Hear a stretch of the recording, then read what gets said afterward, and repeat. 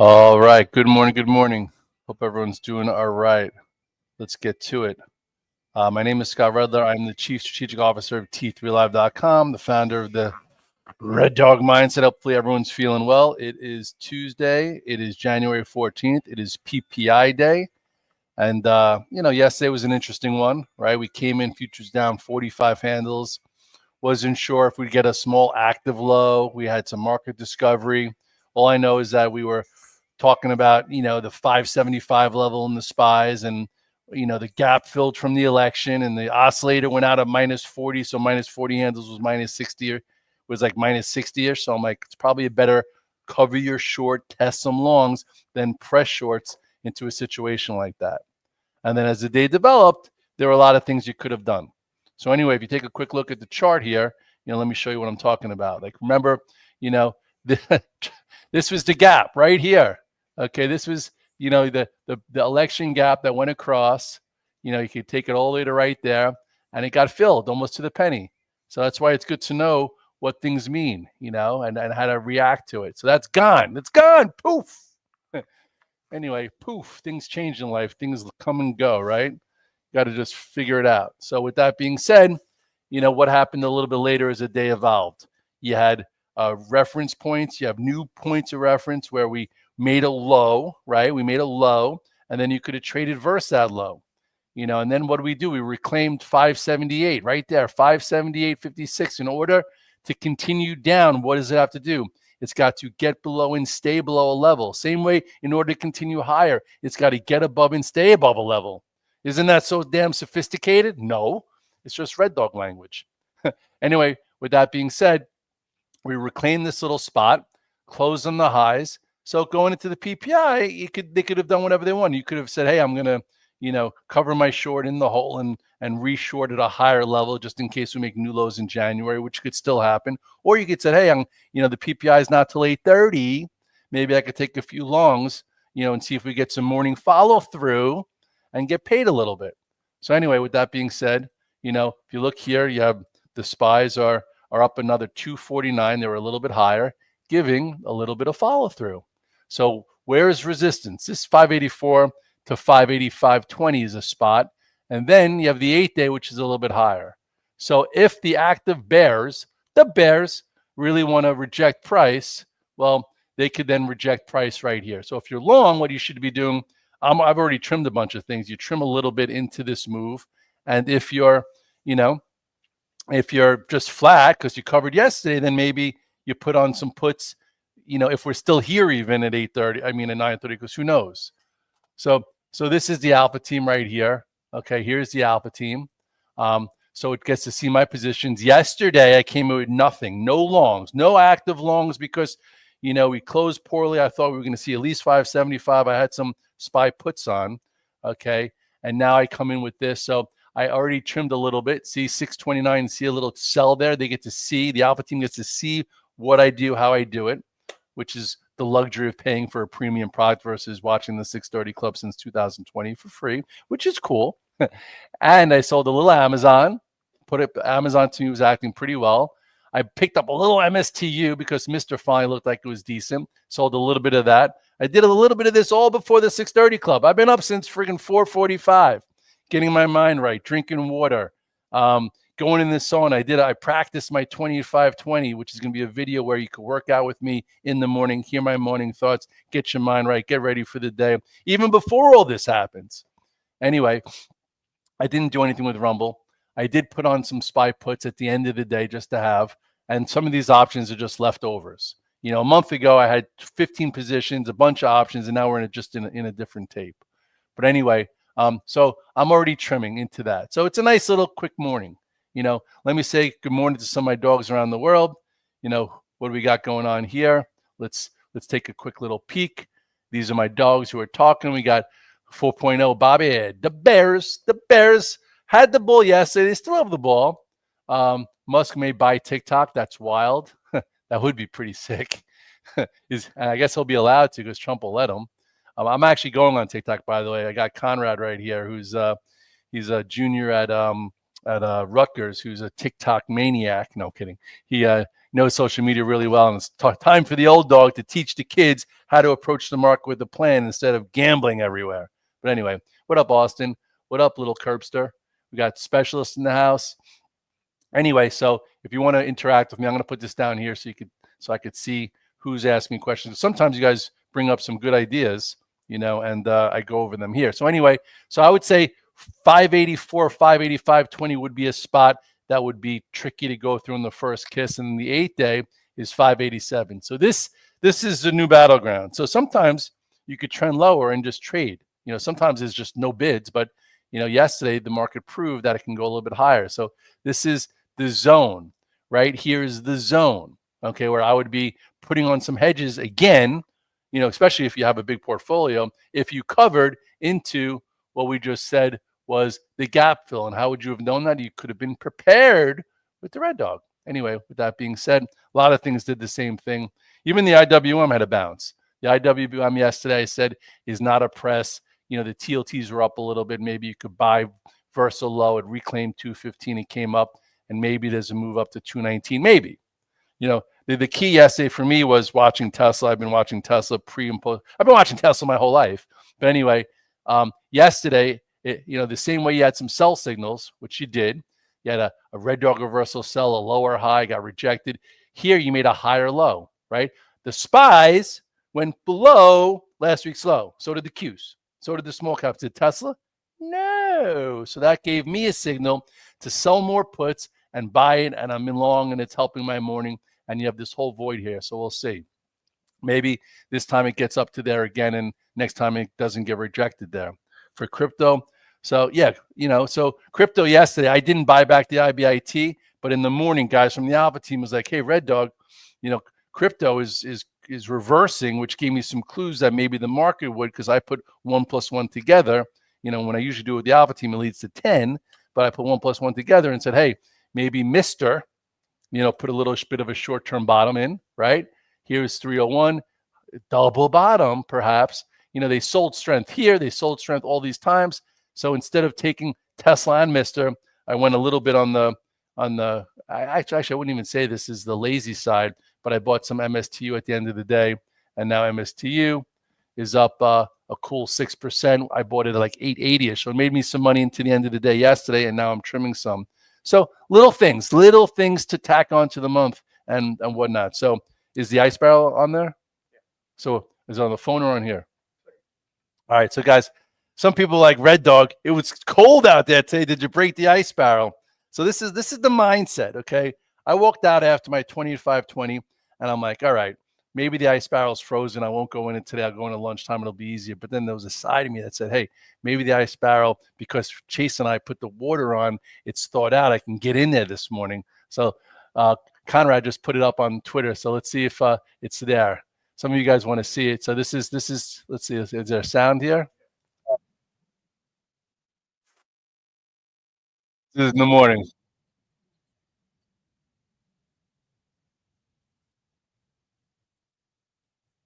This was about a half hour ago. I feel great, by the way. You should take cold showers.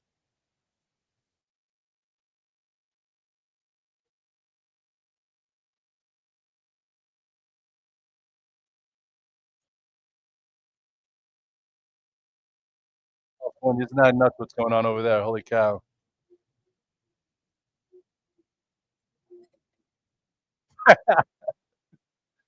I love it.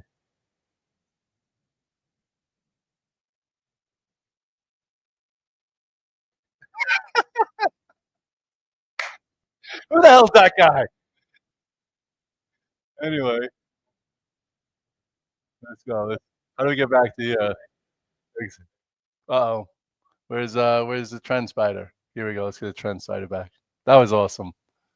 Makes me smile. The little things make me smile. Hey, remember Brandon? He's gone. Anyway. What up, Dawn? How you doing? James Powell says that's crazy. Listen, these things are not crazy. These things are what bring power, bring inner strength, right? This morning I'm like, I hope it's frozen. And then there was another side of me that said, no way, man. I'm going to break this open. I'm going to get in there. I'm going to feel great. So far, my morning's very easy. I adjusted yesterday. I sold some puts. I bought some stocks, and Boom. Let's get this going. Not every day is an easy day. Sometimes that kind of stuff helps me mentally, especially after being in the sauna for 20 minutes and sweating it out a little bit. Anyway, so what else we got going on? So some people went with Palantir, which was not the easiest trade, you know. But again, if you sold it at 80, and then you got out of it when the moving averages broke, you were able to buy it back here at 63.40. Okay, so maybe you bought it back. Are you getting any follow through today? I didn't go with Palantir. It was kind of weak.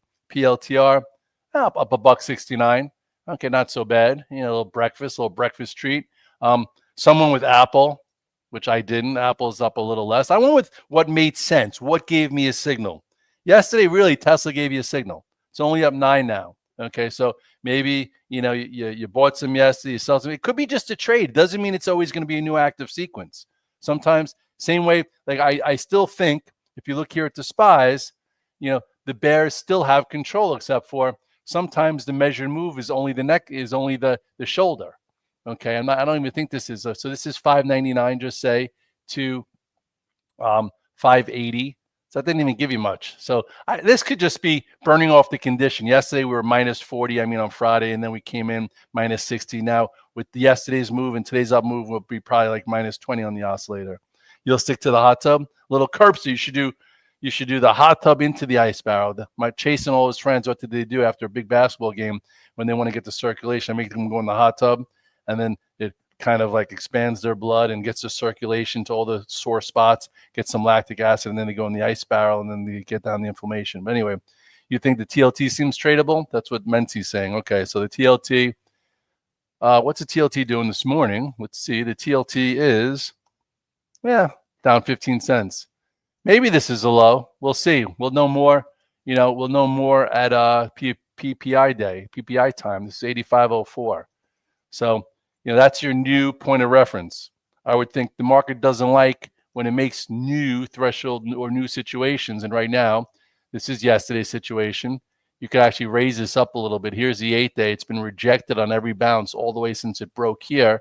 So this would be, if the PPI is light, which I'm not saying it will be, but it might be, I guess, this is 85.66. This is where if you're playing a bounce where maybe it can get to. Maybe. Again, we don't know. We have multiple plans. If the PPI is hot, the TLT will be below 85.04, and these morning gains will probably disintegrate. If the PPI is in line or light, maybe we continue this oversold bounce, and then this could see 85.66 or maybe even up to there. What about GEV? I got to say, Todd, my buddy Todd, loves this name. Todd is my fraternity brother, believe it or not, from college. We reunited on the Alpha team because he's awesome. And he has a lot of stocks that I don't watch as much, and everybody loves him.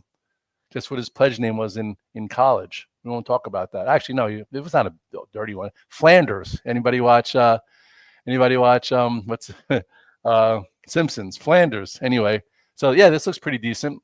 It looks like it's hanging in there, better than some other names. So this is developing go-to status still. GEV, totally different, right? Am I adding to LIDR? No, I got stopped out of LIDR when I got out of all my positions when the market broke, when NVIDIA was sold on the event, and then last week everything disintegrated. Why would I sit in a spec small cap when you can't even sit in Apple or the majors? Okay, if you trade actively for a living, you need to adjust. Anyway, and if you were on the Alpha team, you would have seen that happen last Wednesday. If you just tune into the 630 Club, you can make money, but you're not getting the full picture. Anyway, with that being said, GEV is good. That's a good one. It's a good one. Maybe at some point it takes this out. Again, different sector. But everything's kind of still in rebuild mode. Like, what else? What else were people saying that they were about? Oh, Amazon. I like Amazon. Amazon. It hasn't really, fallen apart. It's holding where it broke out from. Amazon is above the 50-day. So if the SPYs test the 100-day and Amazon's above the 50-day, it's showing a little relative strength, it deserves to be a little bit higher on your go-to list. The reason why Apple's not that high on my go-to list is look where Apple is. Apple did a little bit of a bottom tail, but it's at the 100-day. Is that showing relative strength to the SPYs? No, it's in line. Okay, so what you want to do is when you're in a corrective phase or a corrective sequence, you want to go to the names that are showing relative strength. And as of right now, Amazon's showing some relative strength. Tesla, where did that get down to? Didn't even get down to the 50-day. So does that mean that's something that should be more of a focus for you versus other things? Yeah, that's how you change your pecking order. During active sequences of the downside, you change the pecking order. Anyway, what the Qs do yesterday, the Qs also held the 100-day, so not much relative strength there. Maybe you can get a rally back to 510 or something like that. Oracle, I've been trading well. Ultra MAGA, that's a very good call right there. So Ultra MAGA, all right. I guess you must love what's been happening. Nebis, a new AI infrastructure playback. Yes, this was actually on my I was long this and I got out of it. I shouldn't get out of it. It gave me a lot of reason to get back in. But look how nice this chart is. NBIS. I'm giving it to you now. This stock, in my opinion, is going to be $50 this year. Some people think 100. So anyway, NBIS. I'm not in it. I'm just putting it out there, put it on the list. It's acting great. I just showed you the S&P and the Qs at the 100-day. This is above the 21-day. So that's pretty damn good. So at some point, it probably takes that out. You can go to the weekly chart, and see that, what's going on? Why is all this stuff over here like that? Let's get that over here. No. Anyway, look at this. Pretty symmetrical right here. Why wouldn't this see, a move back towards here? Looks pretty good. So I'm just saying that's a new name. That's a different name. It's not Amazon. It's not Netflix. It's not NVIDIA. It's, Nebis. Anyway, NVIDIA also gave you, let's go to the weekly. That's a gross looking. Let's go to the daily. So NVIDIA gave you a small thing, small little trade. Again, this was not leading yesterday. It came off lows. I didn't go with it because, again, for people like Red Dog, is the low in January. It's January 14th. I have no idea. All I know is we have a new point of reference. I know we were oversold yesterday. I know that it was good to not press in the morning. It was probably better to cover, take a few longs, and now I'd say before 8:30 at 6:49, it's a good spot to trim some. Where could this go? Well, this low here is what, 134.22, and all the moving averages, which is going to be a lot of resistance, all happen around here. Okay, so this high is what? This high is 137. So I would say this 137 half-ish would be a spot that, I would not be buying, but if you were playing a bounce, this is probably where a bounce can get to. Right now, where's NVIDIA? NVIDIA is at 135.36. So no man's land. So if you're like, I'm going to shorten NVIDIA because I think NVIDIA is going back to 129. If you shorted here at 135, just know that the real resistance is 137.50. If you're playing it long, you trim some. And if it gets into the zone, just know that zone's a tough zone to get through. So that is why you prepare. That is why you have a process. That is why you try and figure things out prior to the day. That is why you get up early. That is why you drink water, get your mind right, get situated. If you can't go in an ice barrel, go in an ice shower. It makes you feel good and get ready to go. Anyway, with that being said, Mara, I don't think you should be touching any minors. If you had to do something, I think Mr. is obviously best in breed. You also have Sailor behind you and MSTU. Mara, Mara just doesn't. It's just not a good stock. You can get short squeezes here. You can make money here and there. There's no continuity, and it's just not like Mara. It grows. At least it gave you a topping tail to get the hell out of the way in a Red Dog reversal sell before coming all the way. Can you get a move here? Hey, maybe you can get a move to 1839 if that's what you're looking for. Anyway, just be careful what you play. By the way, that's Ian from the Alpha team. He says that NBIS is his top play. I better start getting back involved there a little bit more. But anyway, what else? DJT, you didn't get any follow through. That kind of sucks. Excuse my French. I didn't play it. I haven't had a good history with this name besides when it was like $11 went to 140. Anybody from the Alpha team remember that? That was great. Anyway, this was a big candle, and for now it's down a little bit, which is not fun. If you were looking for no follow through, what do you got to do? Got to prepare. If you took home 1,000 shares yesterday or 2,000 shares because you thought, hey, strong candle, I get it, really big candle, but now it's down to something or other, 240. So maybe what I would do is, I'm not in it, but I'll help you guys out because some of you guys are in it because it was strong yesterday. So I get it. So let's get you the intraday chart from yesterday. So here's the intraday chart from yesterday for DJT. I would go to intraday and see where it broke out from. So I would think that if you were long some and you want to see some kind of follow through to the upside, it should not get below this. This is what I would do. I would draw these lines right here and say, hey, maybe you could buy more between 40 and 40, but if it broke that, to me, I would be like that's not great. Let's go back to NVIDIA. I mean DJT. Hold on, and it's down 245. So it's getting right into that spot. So this is how I would prepare. If I was long DJT, which I'm not, because again, even when we did the pre-election, post-election trade with Liz Clayman, I was like, I think you should be in Bitcoin and in Tesla. She's like, what about DJT? I'm like, I just don't even know how they're going to make money and if you can even own a company when you're president. But anyway, it seems like Trump could do whatever he wants. So this would be a spot that I think you could hold. Or if you don't take overnights and you sold it, you said, hey, I think this can go red to green, this would be a good spot. Okay, and I guess it could also hold this and be fine, but not as strong if it gets all the way down to this 38. So that's kind of, you could draw your retracement rules, you could do all those kind of things. But anyway, it's a little day trading 101 for you. What else? Oh, somebody asked me about Meta. Meta's hanging in there. Meta gave you another little area to trade against. Meta, to me, still, again, it's above the 50-day, the S&P, the Qs went to 100 days. There's still relative strength in Meta. It's just very hard. It's very loose. It's very wide. It trades when it wants to trade, and I still have footsteps. Yes, Red Dog has footsteps. Red Dog lost like 6 figures in this stock last year, or was it 2 years ago already? But anyway, with that being said, pick and choose your battles. Do I think the low for January is in? I really don't know. Am I tactical? Yes. Did I put on some risk yesterday with the action? Yeah. Have I taken half off already? Yes. We'll see what the PPI and CPI bring to see whether or not it's in line, benign, or hot, to see where else we can go. Map out resistance above, trade accordingly, get your mind right. Thanks for tuning in. I appreciate you. My 630 dogs. Hey, listen, some of you guys are trying to find the home trading. I get that also. It's a new year. If you feel like you don't have buying power, if you feel like you want to be around, professional prop traders, well, T3 Trading Group is looking for a few good traders. I think there's a bit of room. You could talk to Josh or Derek if you want. Email me, scott@t3trading.com. I'll pass it on to them. That's not my job. I'm just here to tell you that there are a lot of great traders at T3 Trading Group, a lot of great traders in the Alpha team. Don't trade alone. Use your resources. I appreciate you.